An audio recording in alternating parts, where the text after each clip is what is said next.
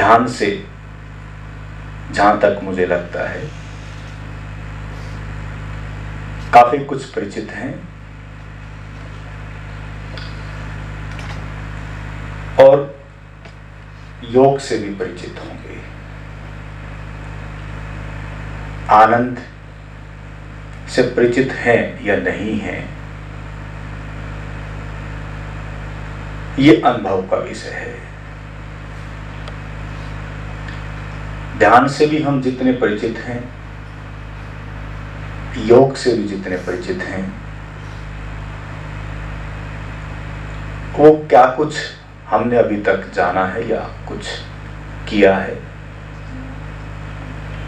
वो आपको पता होगा। एक व्यवस्था के तहत हम इस सत्र को रखते हैं, लेकिन आज उस व्यवस्था के तहत इस सत्र को नहीं रख रहे। थोड़ा सा ये चेंज हो रहा है, बदला जा रहा है। ऐसे ही मुझे कुछ ख्याल आया और उस ख्याल के अनुसार अब थोड़ा सा इसकी बदलाव हो रही है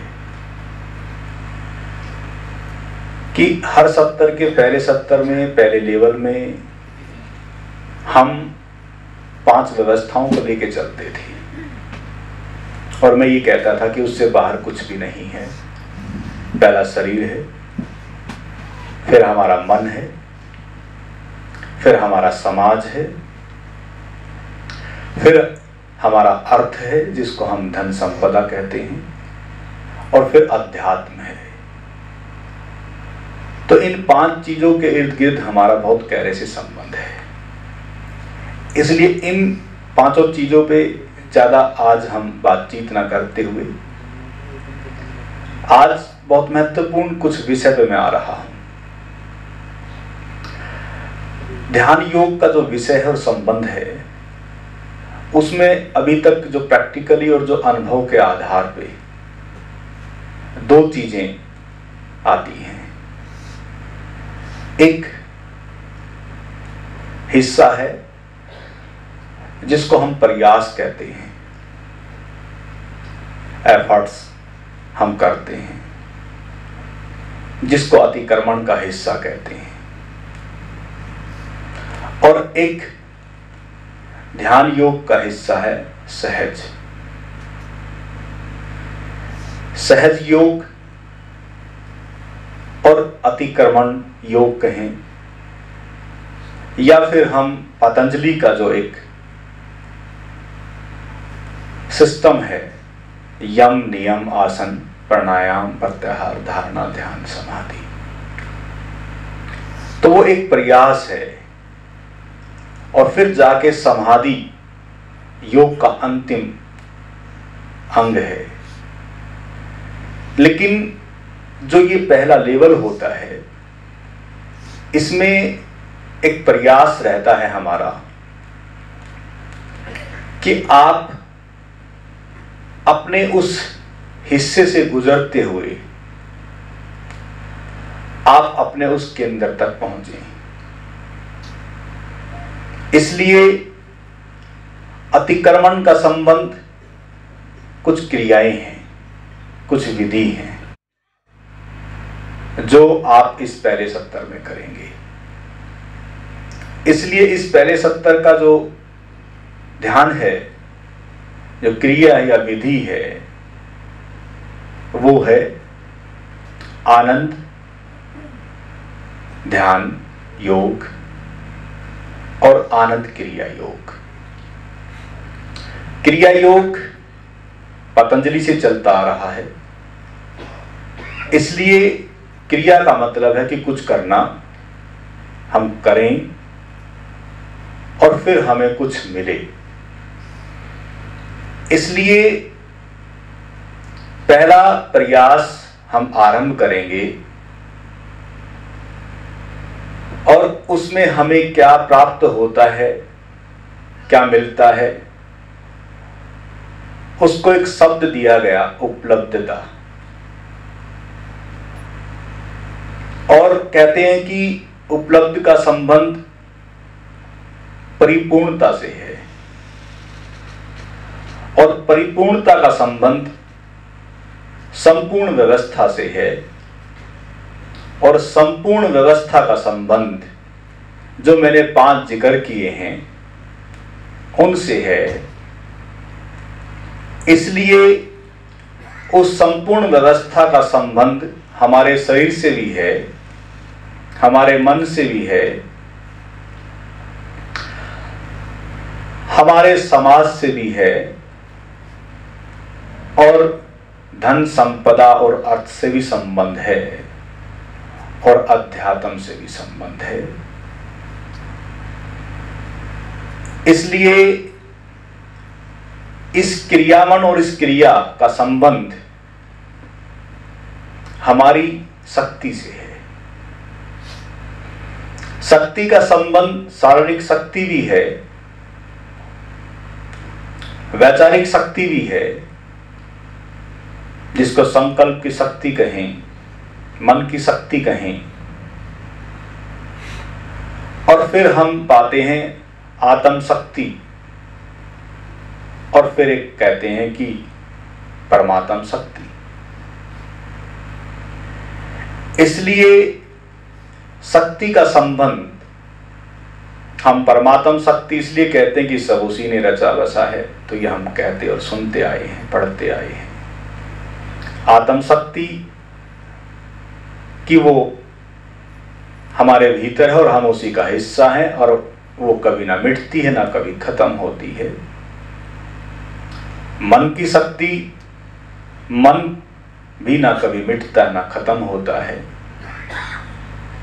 और फिर शारीरिक शक्ति, शरीर कभी ना मिटता है ना कभी खत्म होता है। आप सोचेंगे कि बड़ी अजीब बात है, हम तो सुनते आए हैं कि शरीर खत्म भी होता है, शरीर तो मिट्टी हो जाता है, और मन निर्विचार उपलब्धता, उसके बाद कुछ होता है और मन भी नहीं रहता है। और केवल जब ये 2 चीजें नहीं रहती तब कहते हैं कि हमें वो उपलब्धता हो सकती है। इसलिए ध्यान से भयभीत भी होते हैं, समाधि से तो और ज्यादा भयभीत हो जाते हैं कि क्या शरीर भी ना रहेगा, क्या मन भी ना रहेगा, तो फिर क्या रहेगा। ये सब हम सुनते और पढ़ते आए हैं। इसलिए शक्ति का संबंध, संपूर्ण व्यवस्था का संबंध, आपने एक नाम सुना होगा, कुंडलिनी शक्ति। अब जो कुंडलिनी शक्ति का संबंध हमारे 7 चक्रों से, ज्यादा डिटेल में नहीं जाएंगे, बस मैं थोड़े इशारे कर रहा हूं, ज्यादातर अनुभव का विषय है। हमारे चक्रों से संबंध है। 7 चक्कर कहते हैं, कोई 9 कहता है, कोई 10 कहता है, जो भी कुछ चक्कर हैं जो उनसे संबंध रखता है। मुख्य तो 7 का जिक्र रहता है और 7 ही चक्कर हैं। फिर कहते हैं कि कुंडलिनी शक्ति मेडिकली जो डॉक्टर ने जांच पड़ताल की शरीर की, तो वहां कुछ नहीं मिला। तो इसका मतलब अगर हम उनके आधार पर देखते हैं तो ऐसा कोई संबंध नहीं है। लेकिन ध्यान में अनुभव रहे हैं लोगों के, और उन्होंने पाया है कि कोई चीज ऐसी है जो यहां के हिस्से से कुछ उठती है, जो हमारा एक हिस्सा है नाभि चक्कर से 4 या 5 उंगल नीचे, एक ऐसी चीज है यहां से कुछ उठता हुआ नजर आता है। इसलिए कुंडल जो नाम पड़ा, वो जैसे कुंडल मार के कौन बैठता है? सांप।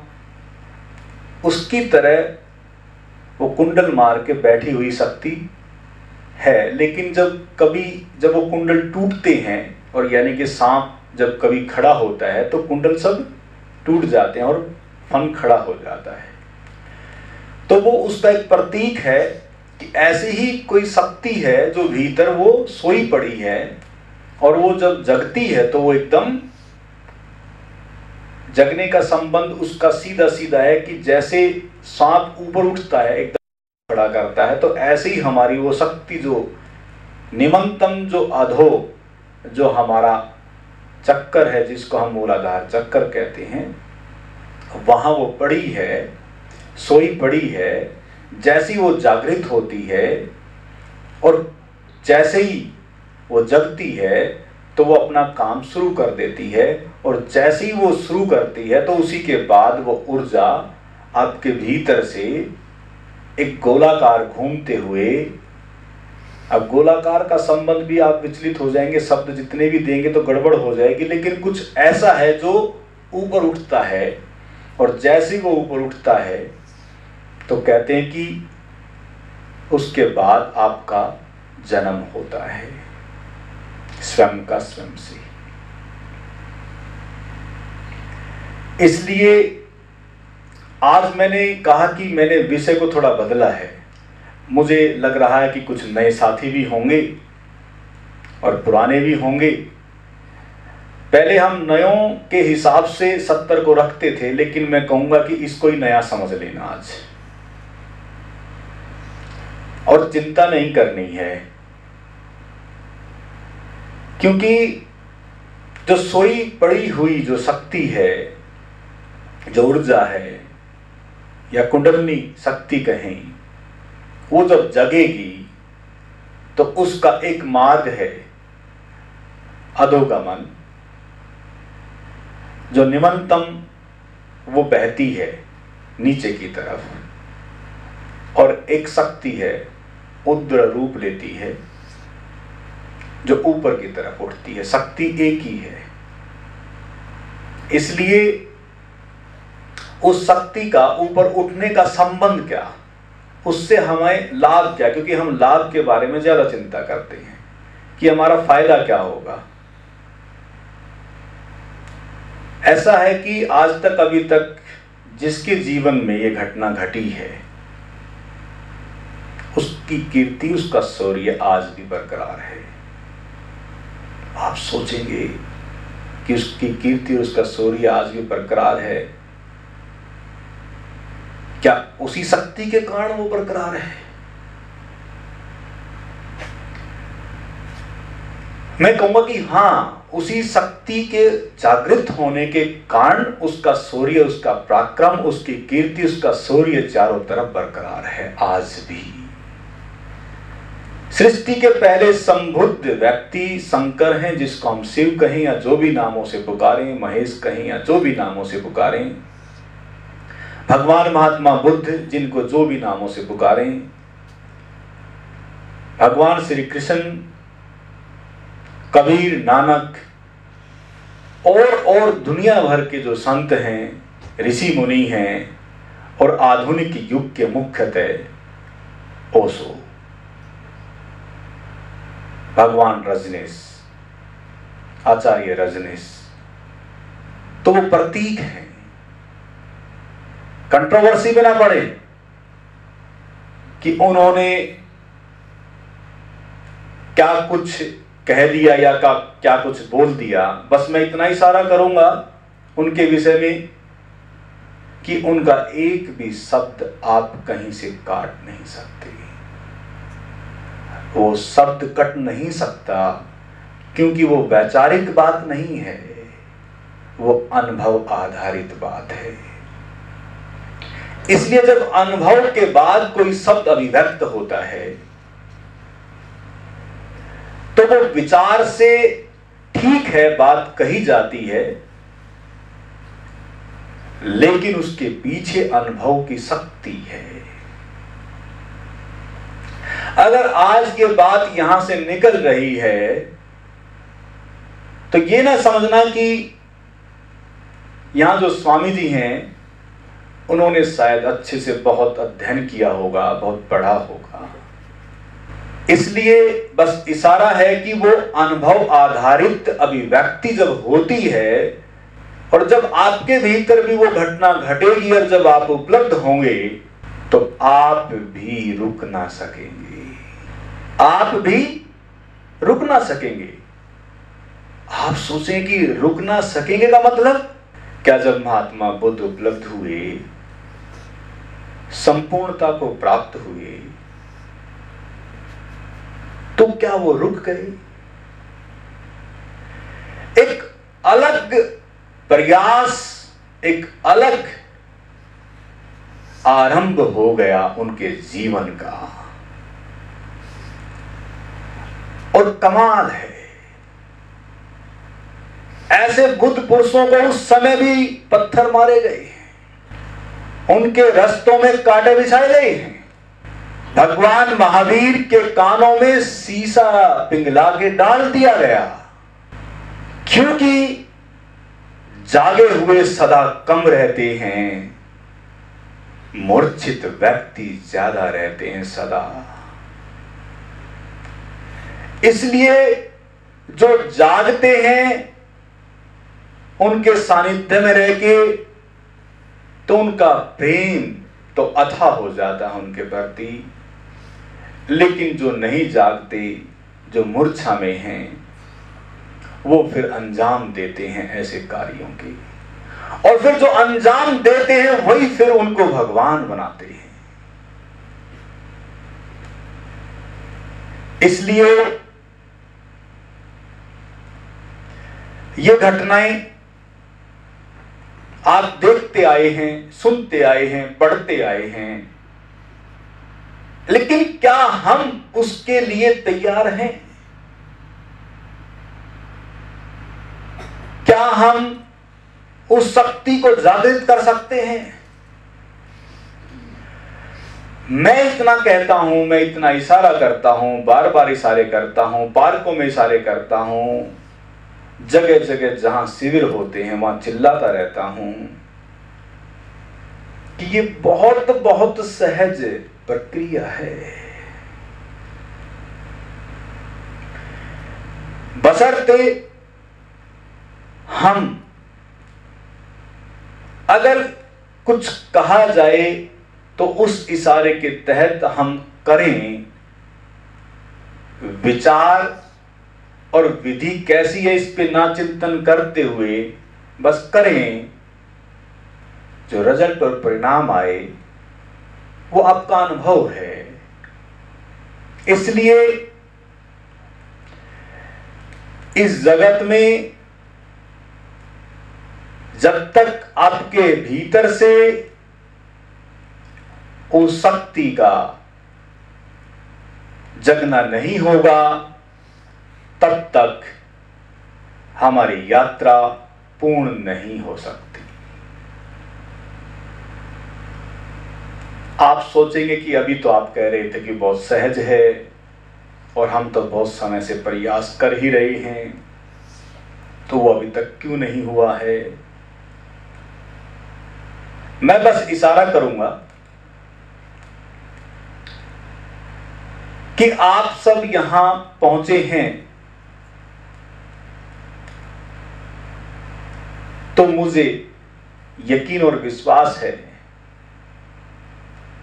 कि आप सब उपलब्ध हो सकते हैं, कोई भी नहीं बच सकता।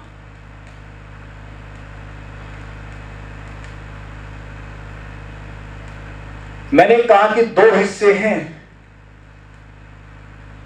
एक हिस्सा सहज है और एक हिस्सा प्रयास है। सहज प्रक्रिया और प्रोसेस ऐसा है कि वो सहज सहज कहते हैं ना कि एक बूंद जब एक शिला पे पड़ती रहे पड़ती रहे पड़ती रहे तो निशान तो छूट ही जाता है, शिला पे पत्थर पे निशान पड़ ही जाता है, और धीरे धीरे धीरे धीरे वो शिला टूट भी जाती है। इसलिए वो सहज की चोट है। और एक प्रयास है वो इमीडिएट है, एयरजेट की स्पीड समझें। रॉकेट की स्पीड भी कम है, ध्यान देना, एयरजेट की स्पीड भी कम है, वो तो फिर भी समय लेते हैं। इसलिए वो जब घटना घटती है तो वहां समय का क्षण, अगर क्षण भी कहें तो क्षण भी कहते हैं कि सेकंड के लाखवें हिस्से से, तो लाखवां हिस्सा भी एक समय के दायरे में आ गया। वो बस क्षण कहने में भी थोड़ा लगता है कि कुछ समय ही नहीं लगता और वो घटना घट जाती है।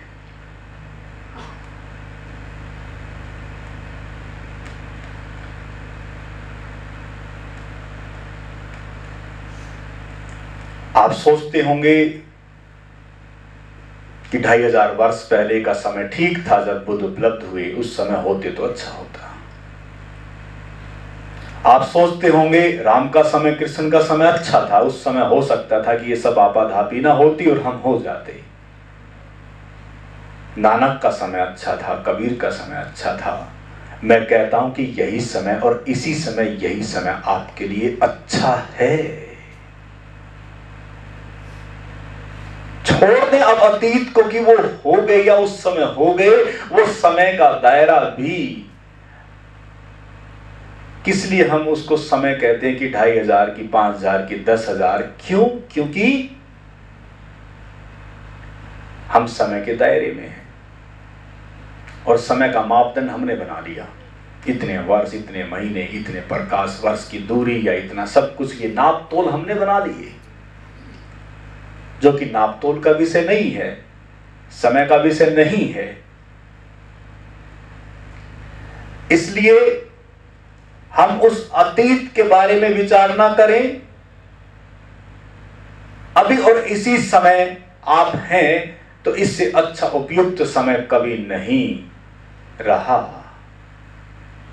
और भविष्य में जो आपकी दिशा जो आगे की तरफ है, क्योंकि जीवन तो आगे की तरफ जाएगा, तो हम उसी की ओर बढ़ेंगे।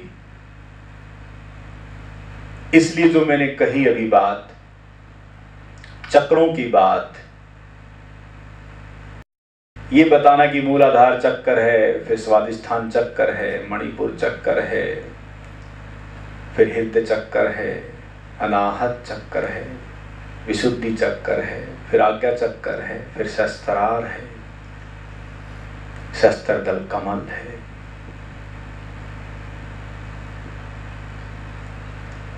इन्हीं चक्रों से संबंधित योग हैं। कर्म योग है, तंत्र योग है, हठ योग है, भक्ति योग है, ज्ञान योग है, ध्यान योग है, और फिर सांख्य योग है। इन्हीं से संबंधित 7 शरीर हैं। एक दिखने वाला शरीर है, एक प्राण में शरीर है, एक मनो में शरीर है, एक हमारा आनंद में शरीर है, एक विज्ञान में शरीर है।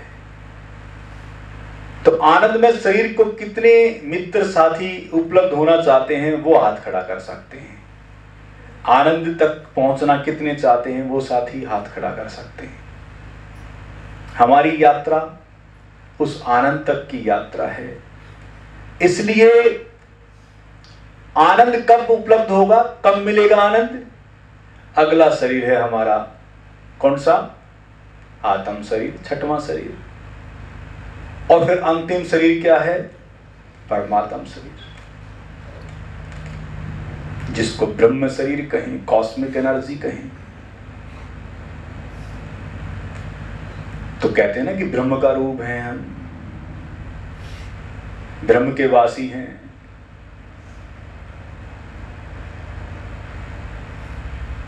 अब उस ब्रह्म के वासी हैं, तो उस वासी का मतलब क्या, संबंध क्या? उस ब्रह्मलोक का संबंध क्या? वो ब्रह्मलोक हम सोचेंगे क्या कहीं 7वें आसमान के पार जाके है? ऐसी ऐसी बहुत सारी धारणाएं बन चुकी हैं। भूलोक से पार, तारों से पार, कहीं जाके 7वें आसमान पे वो लोक है।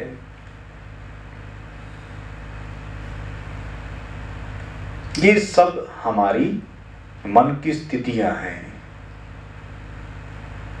वो सब ब्रह्म लोक वैकुंठ धाम, परम धाम, परमात्म धाम, आत्म धाम, वो सब आपके भीतर है। पिंड में ब्रह्मांड समाया है। तो इसलिए वो सारी की सारी जो घटना है, उस घटना का संबंध एक सदे सब सद जाता है, बस। इसलिए पहला सत्तर, दूसरा सत्तर, तीसरा सत्तर इसी से संबंधित होगा। तो आप सब तैयार हो जाएं, क्योंकि मुझे पता है कुछ मित्र शरीर के स्वास्थ्य के लिए यहां तक पहुंचे होंगे, कुछ मन की शांति के लिए यहां तक पहुंचे होंगे, कुछ हो सकता है कि पारिवारिक जो समाज एक हिस्सा है उसमें अशांति कुछ आ जाती है, उसकी शांति के लिए यहां तक पहुंचे होंगे, कुछ आध्यात्मिक प्यास और जिज्ञासा के लिए यहां तक पहुंचे होंगे, या कुछ द्वंद्व है, उन द्वंद्व के मिटने के लिए कि वो सब क्या है। हो सकता है बहुत सारे संबंध हों, लेकिन बस मैं इशारा करूंगा कि जो भी मैंने बात की है, जो मैंने जिक्र किया है, जब तक वो घटना न घटती है तब तक द्वंद्व है, तब तक शरीर अस्वस्थ है, तब तक मन शांत नहीं है, तब तक परिपूर्णता नहीं है। शर्त बड़ी महत्वपूर्ण लगा दी मैंने। अब आप सोचेंगे कि ये घटेगा कैसे।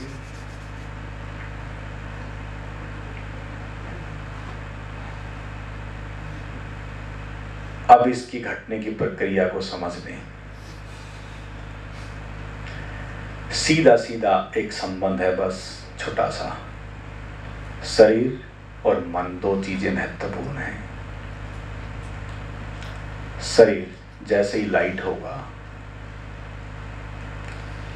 या यूं समझे कि शरीर जैसे ही हल्का होगा, आप सोचेंगे क्या शरीर का ही वेट होता है, वजन होता है? बिल्कुल होता है। और हमें लगता है, होता नहीं, हमें लगता है, क्योंकि बहुत सारे दर्द हो सकते हैं कहीं शरीर में, बहुत सारी और समस्याएं हो सकती हैं शरीर से संबंधित। मैं कहता हूं कि जब आप क्रिया करेंगे तो शरीर तो हल्का होगा ही होगा, और मन जैसे ही विचार शून्य होगा, शरीर लाइट हो जाए और मन जैसे ही विचार शून्य हो जाए तो घटना घट जाएगी। कितनी सी बात है। शरीर का लाइट होना, इसलिए कहते हैं कि शरीर का शुद्धिकरण होना। आप बोलेंगे शरीर का शुद्धिकरण का संबंध क्या? अब ये ना खाएं, ये ना पिएं, अब ये ना करें, इसलिए ये बहुत सारे नियमावली के तहत कुछ चीजें आ जाती हैं। शरीर का लाइट होने के संबंध और क्रियाएं बहुत हैं, उनके द्वारा आपका शरीर लाइट हो जाता है। क्योंकि इतना समय नहीं है कि आप उन नियमों का पालन करेंगे, इसलिए मैं कहता हूं कि ऐसी टेक्निक है कि जैसे जैसे आप करेंगे तो आपका शरीर लाइट हो जाएगा। और कुछ ऐसे इशारे होंगे कि आपका मन भी विरक्त हो जाएगा। और ये दोनों चीजें जब होती हैं, बस समझो वो नियमावली, जो नियम, जिसको हुक्म कहें, जिसको परमात्म शक्ति कहें, जिसको कुंडली शक्ति कहें, वो अपना कार्य शुरू कर देती है। उसका कार्य क्षण के भीतर हो जाता है, और जैसे ही होगा पार।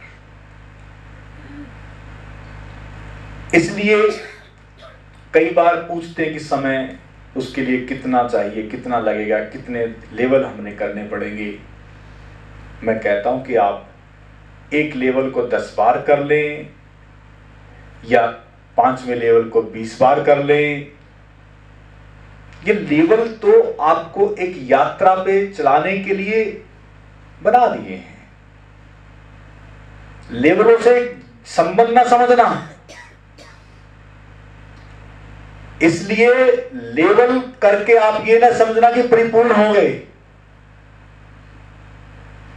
मुझे कई बार खबर मिलती है कि मैंने तो 6 लेवल कर लिए, गति देखता हूं तो पाता हूं कुछ और। इसलिए मैंने लेवल परम जीवन 2 ही नहीं कराया अभी तक।